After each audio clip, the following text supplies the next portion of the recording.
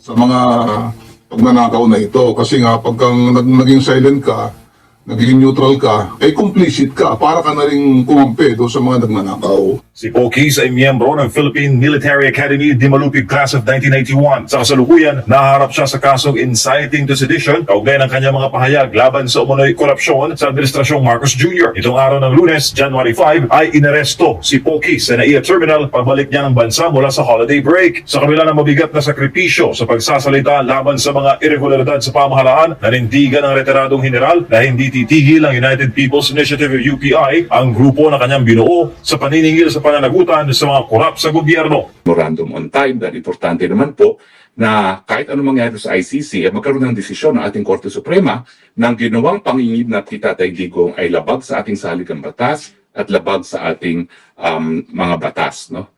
So in any case, hindi ko naman po sasabihin na ang posisyon namin ay tama at hindi rin po ako maghuhula kung paano magdedesisyon ng Korte Suprema. Pero kwento ko lang po sa inyo, actually itong petition na hinain namin, nagawa na po yung draft na yan Disyembre pa of 2023.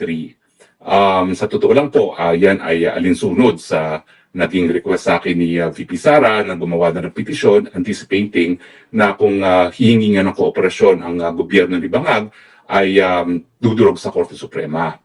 Ang naging problema lang po dyan, nawala nga ako sa Pilipinas mula noong Setyembre ng 2024 at nung kinidnap si Tatay Digong sa Marso, wala po ako sa Pilipinas. No? So hindi ko masyado naasikaso yung pagpapapirma nitong petisyon nito bagamat matagal nang gawa. At saka hindi po namin ma-file yung petisyon na gawa na as of December of 2023 kasi yun po ay certiorari lamang. Kasi yung naasahan namin, susunod naman po sa proseso ang administrasyon ni Bangag at dudurog muna sa lokal na hukuman bago padala sa dahig ang Tatay Digong. No? So hindi namin inaasahan na aarestuhin na talaga si Tatay Digong at isasakay sa eroplano. Nagkaroon lang po kami ng konting lag habang nasa Villamor at miski wala ako sa Pilipinas ay inamendahan po namin yung petisyon dahil alam ko na dahil hindi na pinalalabas si Tatay Digong ng Villamor sa mga panahon na yon na ang dapat na remedyo ay habeas corpus na kasi arestado na si Tatay Digong.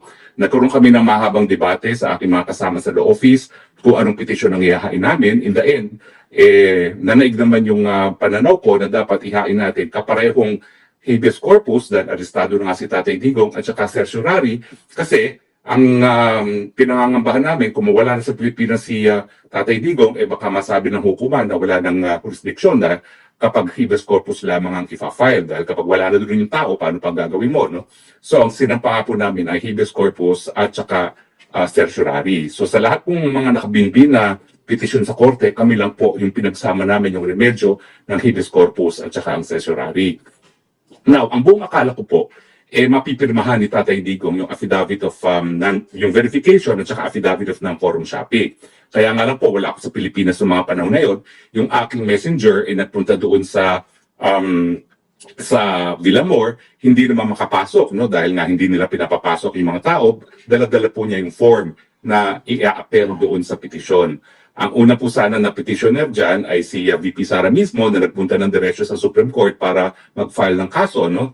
Hindi na nga po umabot kasi nung panahon na yon, mga 4:50 nagsarado ng Supreme Court. Kaya na-file na namin po yan kinabukasan kung saan wala na po si Tatay Digong.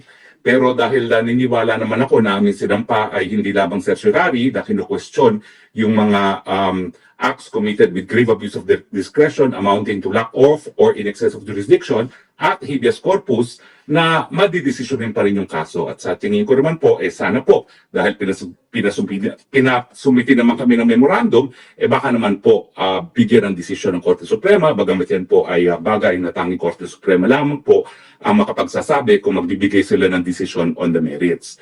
Now, yung kautusan po ng Korte Suprema ay humingi sila ng memorandum sa amin doon sa mga ilang mga issue na importante. No?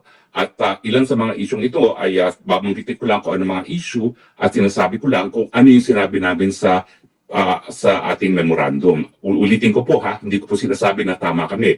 Ang sinasabi ko lang, ano yung nasa loob, napaloob doon sa memorandum na hinain namin today sa Korte Suprema. No?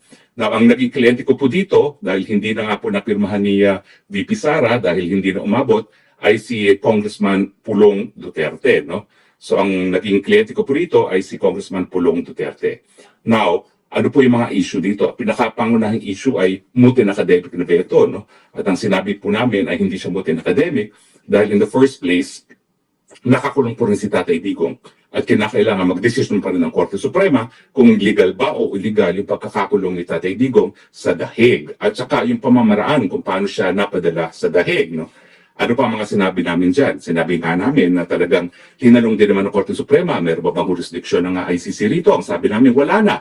Kasi malinaw na malinaw, gaya nung sinabi ng dalawang dissenting judges sa ICC mismo, nung nauna nang nagkaroon ng desisyon ang ICC sa issue ng jurisdiction, na dahil ang pagiging miyembro sa ICC ay voluntaryo, may karapatan din ang mga bansa na bumitiw. At pag sila ay bumitiw, hindi lang po pwede na ura-urada ay sila bibitiw at wala ng obligasyon na makipagtulungan.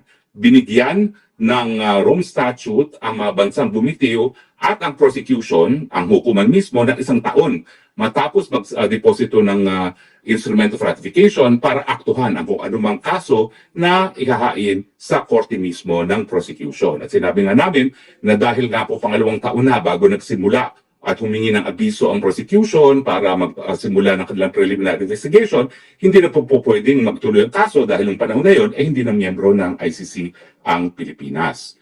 Now, at sinabi rin namin na in other words, dahil hindi na nga po tayo partido dyan sa ICC na yan, lahat ng cooperation na ginawa ng Marcos administration ay labag sa ating saligang batas dahil ang ating saligang batas ay nagsasabi na tanging mga lokal na hukuman, tanging mga lokal na mga piskal, at tanging mga lokal na mga kapulisan ang po pwede mag-imbestiga, maglitis at magsentensya ng mga kaso na nagaganap dito sa ating bayan. Sabi nga namin na dahil meron na tayong IHLO, talagang ang primary jurisdiction para sa mga kaso na crimes against humanity ay domestic court, ang Korteng Pilipinas, no? At ang ICC ay gagana lamang kapag ang mga lokal na hukuman ay hindi gumagana, no? At sinabi rin namin na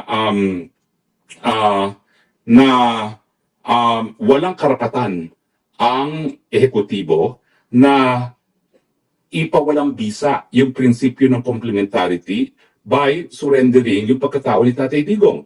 Yan pong complementary jurisdiction ng hukuman ng ICC at ang pagiging primary jurisdiction ng hukumang Pilipino ay nakasaad po yan sa ating saligang batas at sa Rome Statute mismo.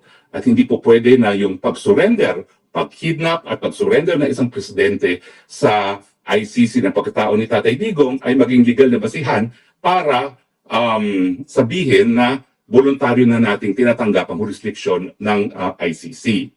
Now, sinasabi namin na talagang tanging Korte Suprema lamang po ang mayroong kapangyarihan, no, na magdesisyon kung talagang tama o mali ang ginawa ng ekutibo. No? At siyempre, bagamat wala na si Tatay Digong sa Pilipinas, kailangan pa rin maglinaw ang hukuman kung tama ba, sang-ayon ba sa saligang batas ang ginawa ng ating presidenteng bangag na pag-surrender sa pagkatao ni Tatay Digong dyan sa ICC. Now, sinabi rin namin na assuming na naging moot ang kaso, yung habeas corpus, kasi nasa Hague na nga po si Tatay Digong, still meron tayong mga kinikilala mga exception sa mootness doctrine. At yan po ay kasama na kung ang bagay na pinag-usapan ay transcendental importance, kung ito ay may issue of paramount public interest, at saka court of, kung ang question na pinipresenta ay of first impression, at saka capable of repetition and yet evasive of judicial review. Sinasabi namin na sige, sabihin na natin moot kasi yung habeas corpus hindi na magagrant, pero meron pa rin certiorari, no, na nakabinbin at may grave abuse of discretion pa rin. At sabihin na natin na wala na sa Pilipinas si Tatay Digong, meron naman talagang kinikilala mga exception na dapat magdesisyon pa rin ang hukuman. Kapag ito nga po ay napaka-importanting bagay, at tingin ko naman po yung pagiging soberenyang bayan ng Pilipinas at yung issue na kung sino dapat magliti sa mga kaso sa ating bayan ay isa sa pinaka-importanting bagay na dapat desisyonan. Tapos ito'y po pwedeng maulitin.